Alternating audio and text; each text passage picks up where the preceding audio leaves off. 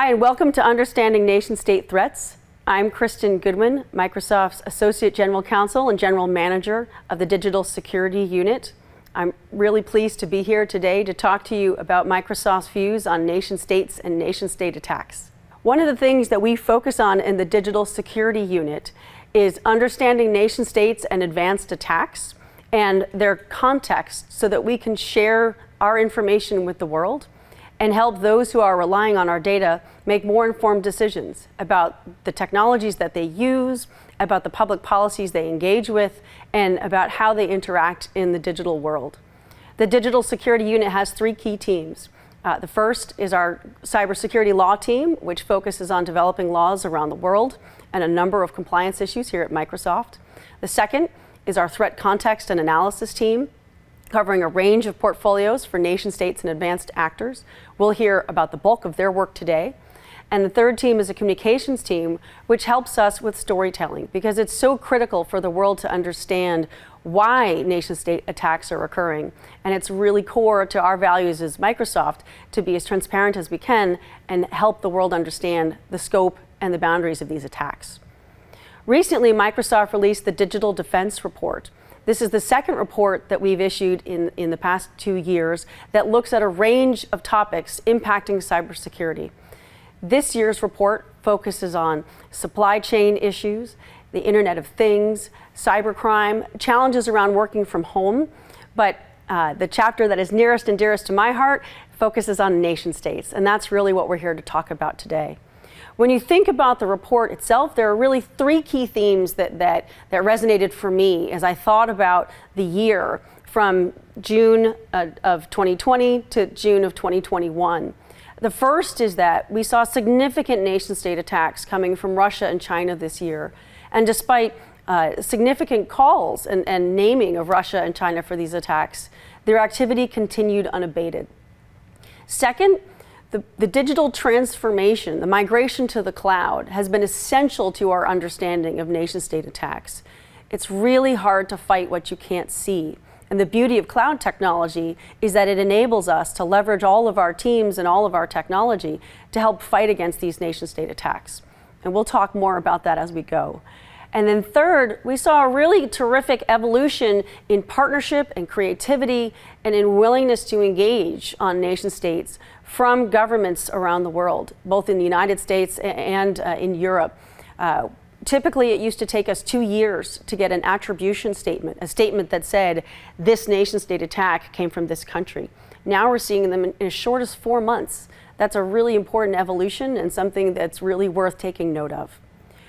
When you look back at the activity over the past year, it's really clear that attackers are continuing and evolving how they use deception in order to advance their attacks.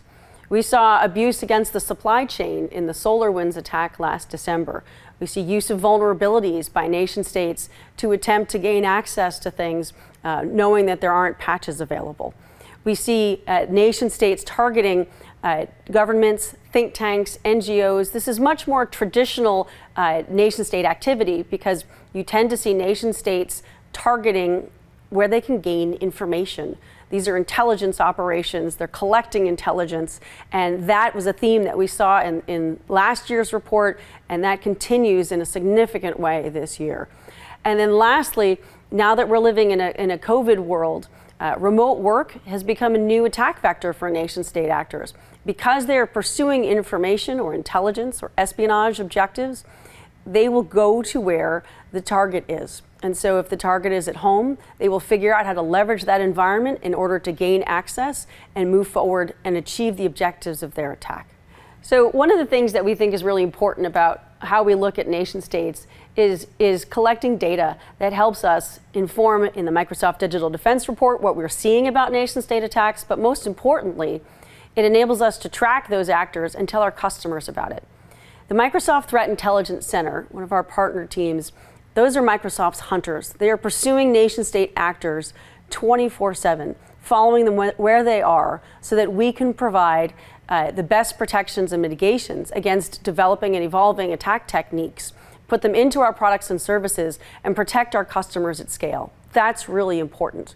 When we find that one of our customers has been targeted or compromised by a nation-state actor that we track, we will notify them. We will give them actionable information so that they can help protect their own environment and be secure against these types of attacks. That gives us data, and over the past several years we've been able to accumulate that and study that, and that's what forms the basis of the data you see in the Microsoft Digital Defense Report chapter on nation states. And one of the things that I think is really important about the report is that our data comes from our cloud. So that what we predominantly see are nation state attacks against customers in Office 365 or our consumer online services, and to a small extent in Azure. But the bulk of the data that we see are attacks against Office 365 customers, again, because nation states are trying to steal information. These are intelligence operations, and so what we see is tracking very much to what you'll hear about in the industry as well.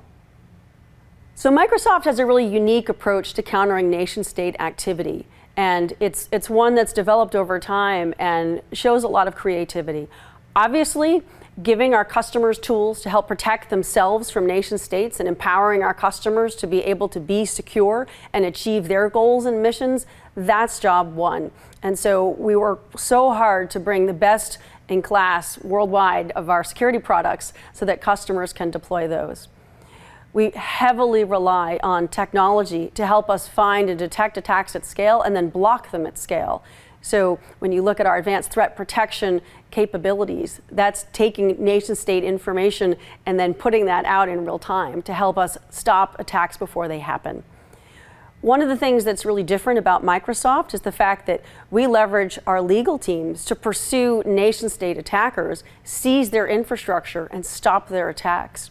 We have cases pending against all four of the big four nation state attackers, Russia, China, Iran, and North Korea, in order to make it harder for them to engage in their operations to attack our customers. And lastly, we work very hard to engage with the public policy and diplomatic communities because Microsoft is very committed to allowing those who are helping to shape the norms and laws of the world understand the impact of nation states.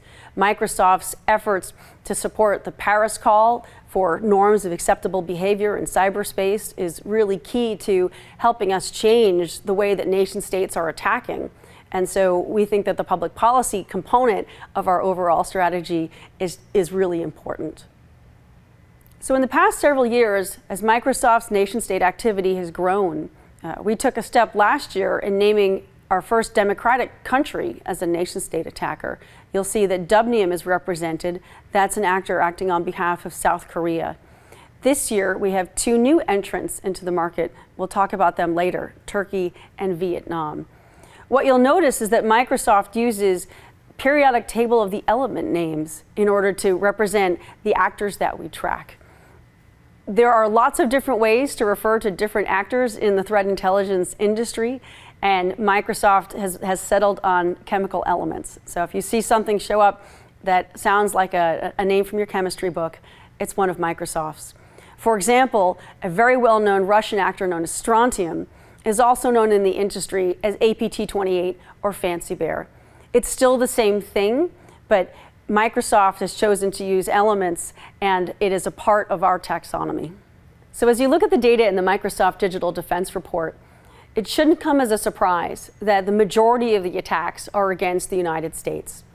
The United States has a complicated relationship with Russia, China, North Korea, and Iran, and it has the largest adoption of cloud services in the world. So of course, that's where we're going to see the largest concentration of attacks. What's really interesting about this year's data is that you would expect to see another high cloud adoption country like the United Kingdom in the second slot. Instead, 19% of the attacks are focused at the Ukraine. That really shows that for a country that is not necessarily as cloud heavy as the United Kingdom or the United States, that's a real concentrated effort, predominantly from Russia, to pursue interests in the Ukraine. And so it's important for all of us to understand that real world tensions, as we see about in the newspapers and read about online between Russia and the Ukraine, absolutely bear out when we look at attacks that happen on the internet. One of the key things that we look at when we're tracking nation states and who they're attacking are their victim sectors. And that helps us understand and then track back what are the geopolitical motives that are behind some of these attacks. The majority of the attacks that we see are aimed at governments. These are governments that are attacking other governments in order to gain access to intelligence or information that helps with upcoming negotiations or national security issues. Changes in administration, for example, can drive adversaries to want to collect information to understand, is the policy towards us going to change? Are negotiations going to be different? And this year is no different from that. What is also of significant interest, and what we saw in last year's report as well, is that in that second slot are NGOs and predominantly think tanks and public policy shops. Why? Because nation states are pursuing intelligence, and think tanks, policy shops are advising governments. They're helping advance the state of thinking and change the way that government policies may be reflected. That's really interesting to a nation state attacker who's trying to collect information for intelligence purposes. And so we continue to study that area to understand the interests of a particular attacking state and then help us work with those victims so that they're less likely to be attacked. One of the significant takeaways from last year's report was that North Korea was knocked out of the top slot, overtaken by Nobelium, the Russian actor that we all came to know this past December 2020 as the actor behind the SolarWinds attack. So North Korea, represented on the slide as thallium, was in the second spot, followed by Iran or phosphorus, and so on. What you can see there is that we have actors from all four of the big four. So Russia, China, Iran, and North Korea are represented. In China's case, we saw attack activity from zirconium and another actor we call nickel. What's interesting about China is that you'd expect to see that number much, much larger, especially after the exchange attack last March burst onto the world stage. But as we had talked about in the beginning, that was, our data comes from the cloud, and that was largely an on-premises attack. And so while that was absolutely a world-critical event and something that required significant effort on the part of our customers to make sure that they were patched and our response teams to try to mitigate the effects of the attack, that data would not be reflected here because it was not, in the most part, a cloud event. From the nation-state attack perspective, Russia had a big year. Strontium, nobelium, and bromine were all very active, but really this was nobelium and the story of nobelium as the SolarWinds attacker, and they stayed busy throughout the second half of the year.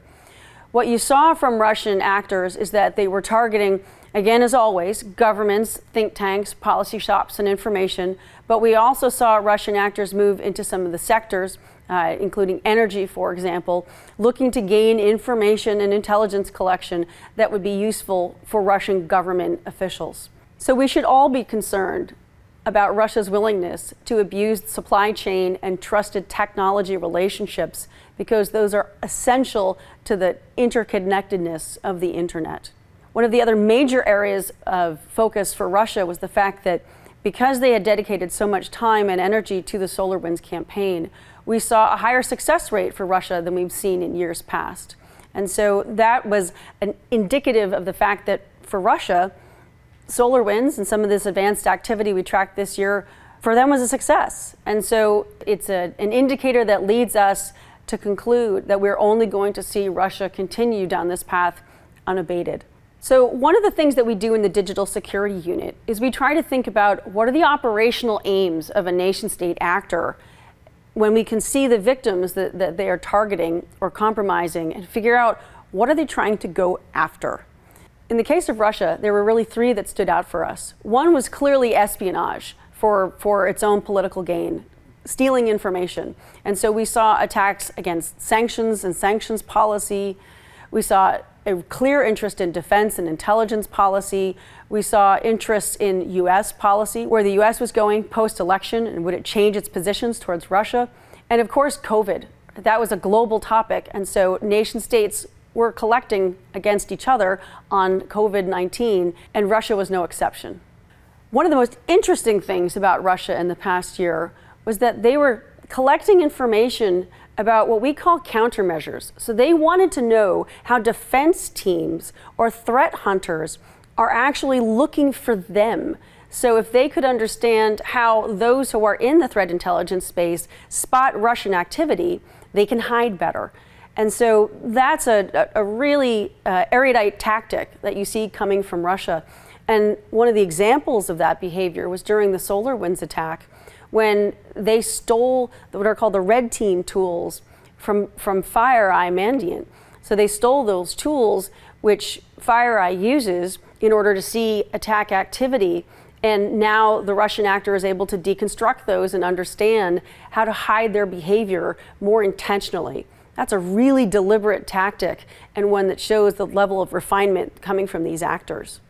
The other thing that we see from Russian actors is that they're playing more of a long game. So they're collecting information or intelligence that supports further operational planning. So compromising cloud security providers, CSPs, enables them to have access for later attacks. Exfiltration or even access of source code is something that can be used later on, or the use or misuse of digital certificates. Having access to that is something that can be useful operationally further on down the road. So Russia was really laying some foundations for future activity that we will absolutely be looking out for in the future.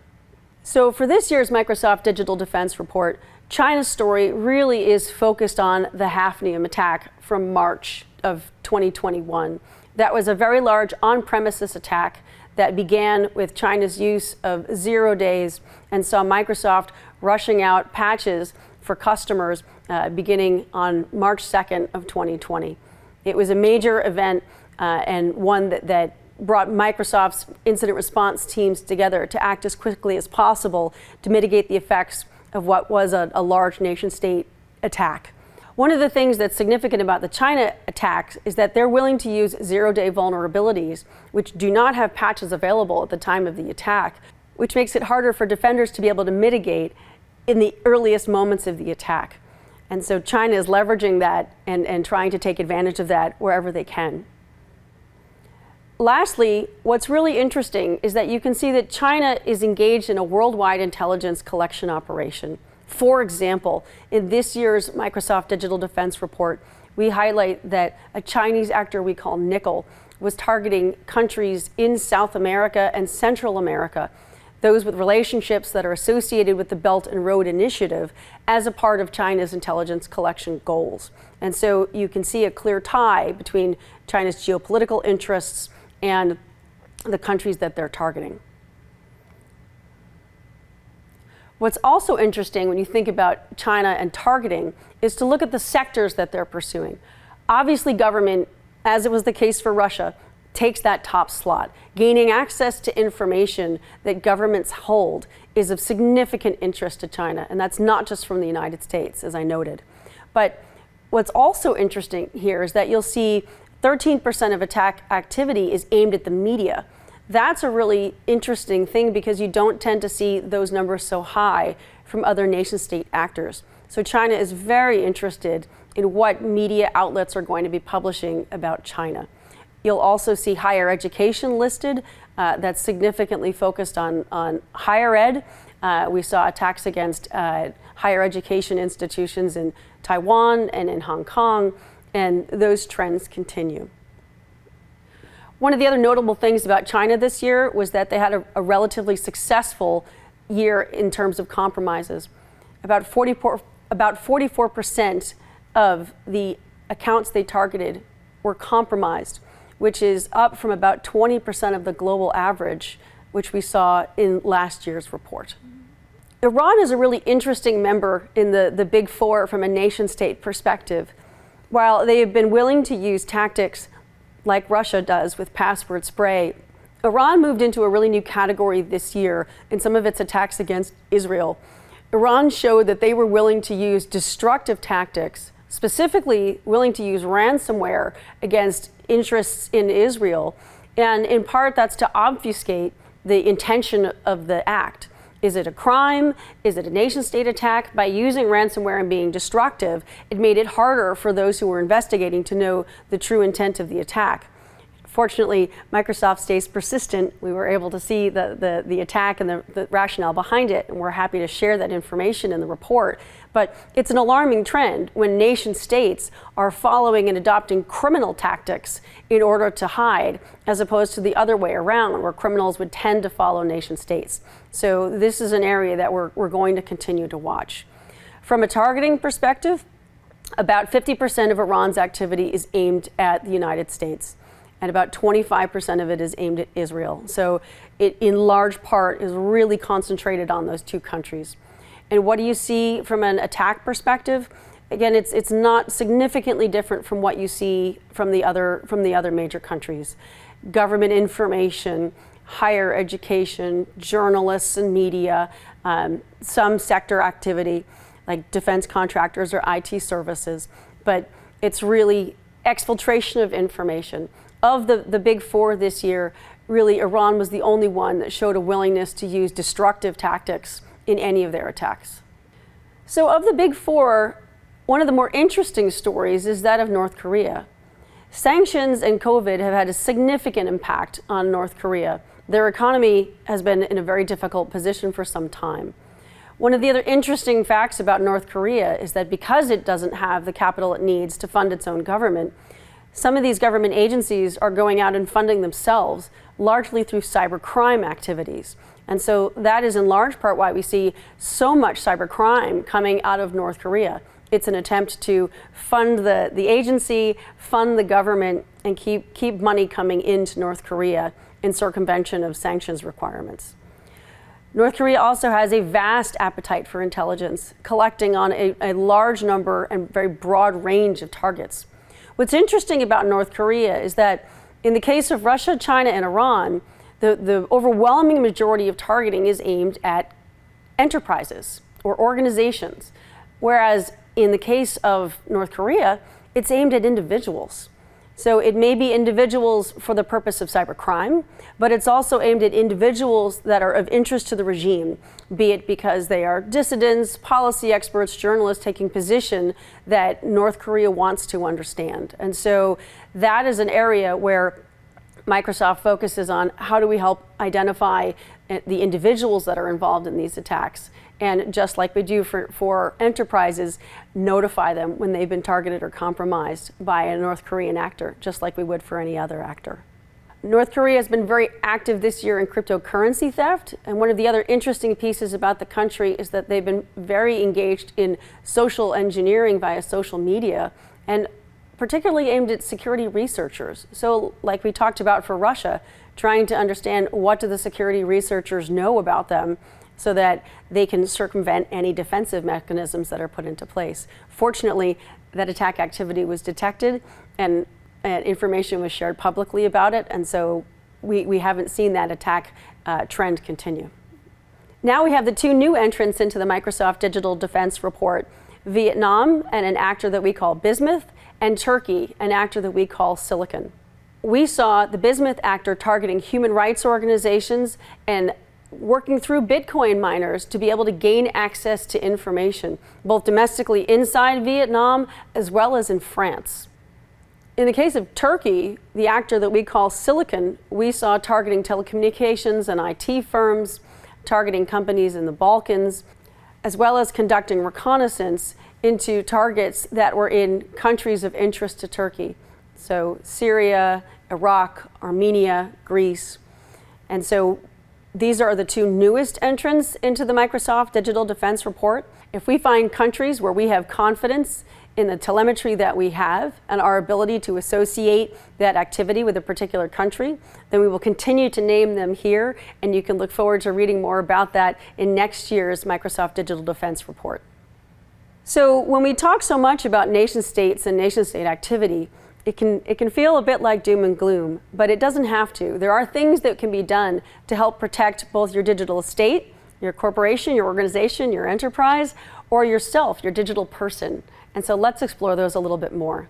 So when we think about the protection of the digital estate, your corporation, your enterprise, your organization, your network, one of the most important things to think about is zero trust, multi-factor authentication, least privilege access, and assume breach. These should be at the foundation of how companies or organizations think about their information security plans.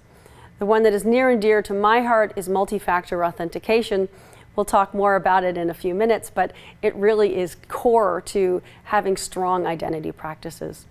The other items that you see here on the slide are equally important. Having strong credential hygiene, patching. One of the statistics I'm always reflecting on from the Microsoft Security Response Center is that 99% of the time when a computer was compromised, a patch was available, but it wasn't installed. Nation states know this, so they take advantage of low-hanging fruit, as they would taking advantage of a password that is in an IoT device that is in the manual and isn't reset when it comes into your network. Paying attention to those small things, that's where nation states really excel. So take the easy stuff off the table. It's also important to think about how you educate employees, because humans are so essential in our ability to respond to nation state attacks.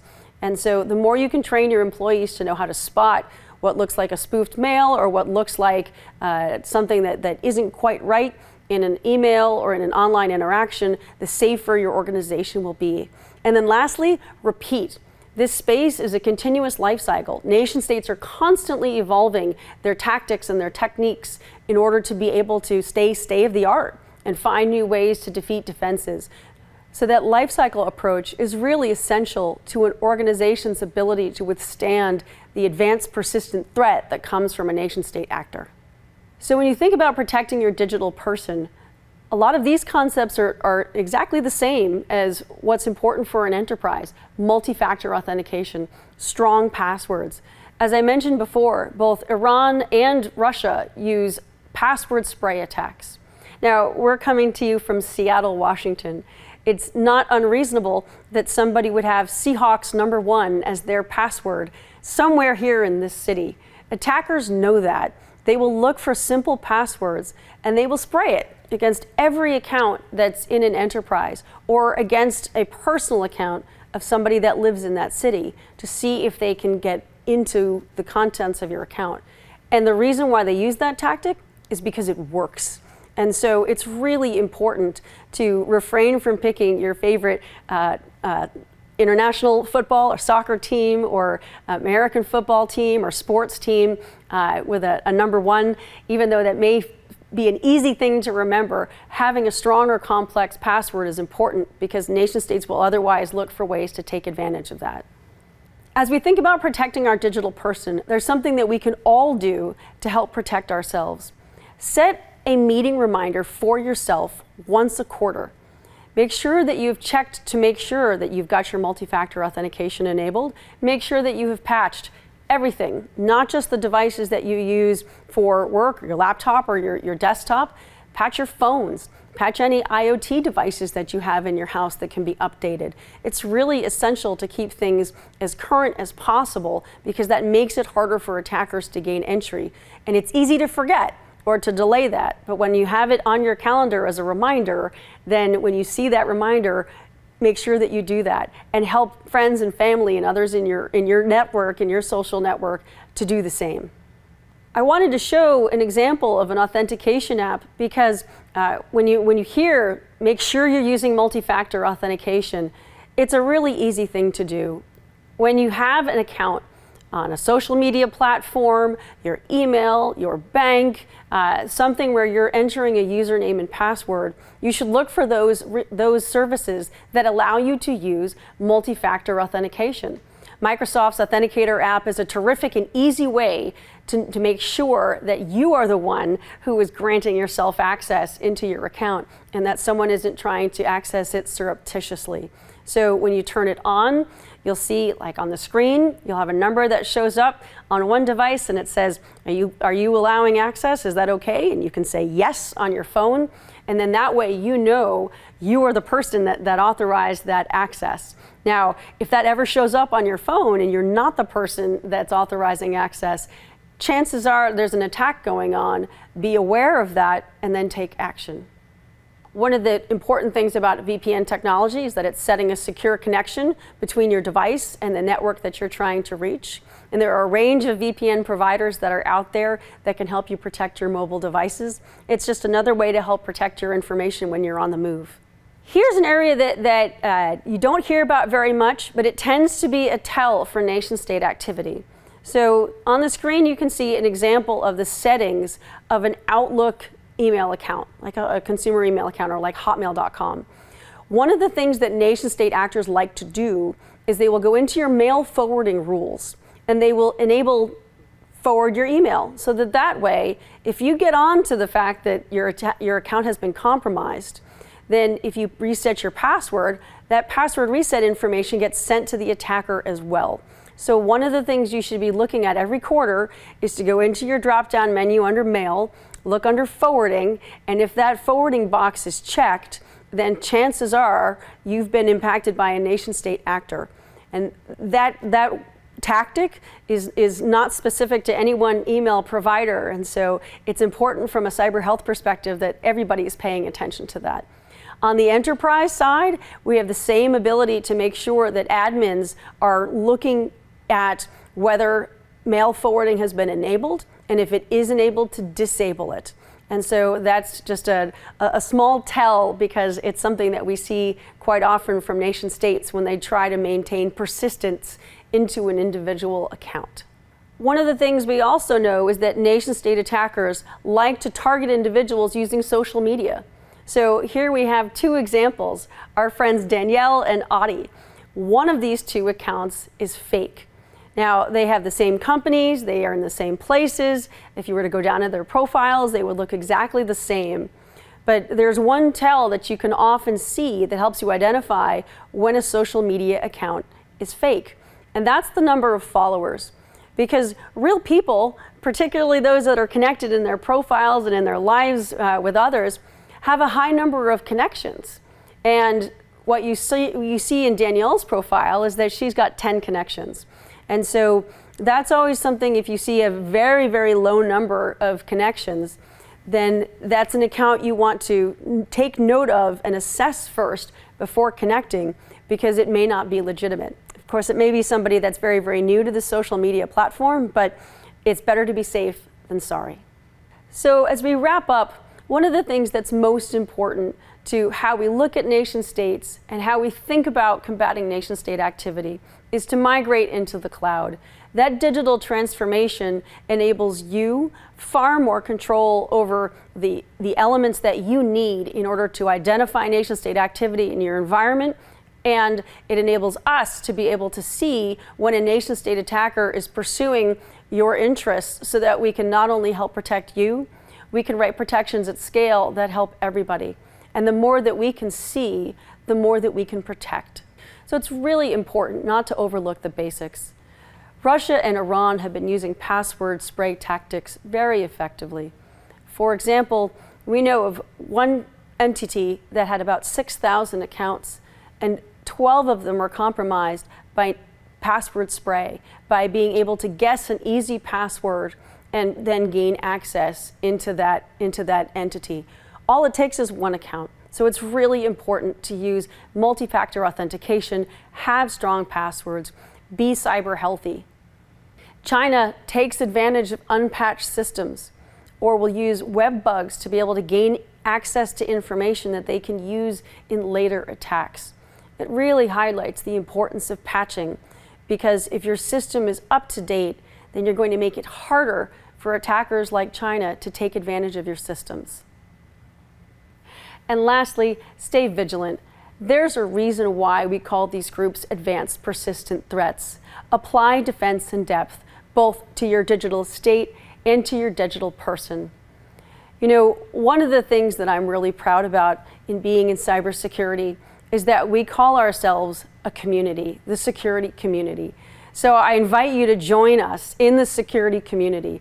Apply these practices, be an evangelist, because we all working together will be able to combat nation-state attacks. Thank you. So I would encourage you to take a look at the Microsoft Digital Defense Report.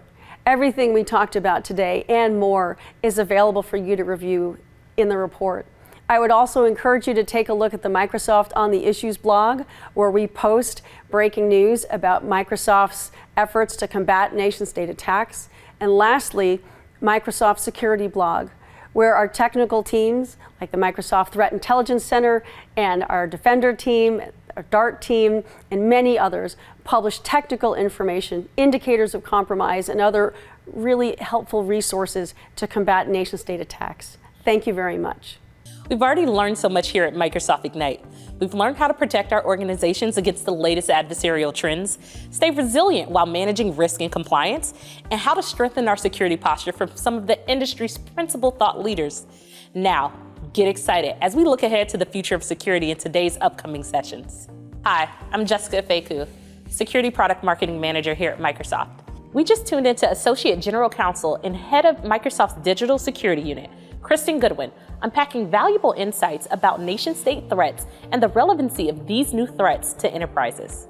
Learn more about this and how you can confidently embrace the future of security by checking out our other sessions. Explore cloud security's top trends, emerging risks, and potential obstacles with Cloud Security Product Marketing Manager Adam Young and Forrester's analyst Andres Cesar in Breakout 249 as they share practical guidance on how you can protect your infrastructure, platform, and software as a service services. Join Microsoft's Director of IoT and Industrial Cybersecurity, Phil Naray, and Gartner analyst Cottrell Thielemann during Breakout Session 250 for a discussion on how you can create a cyber-physical system risk strategy using the language of business to underline the role of security as a tactical business enabler.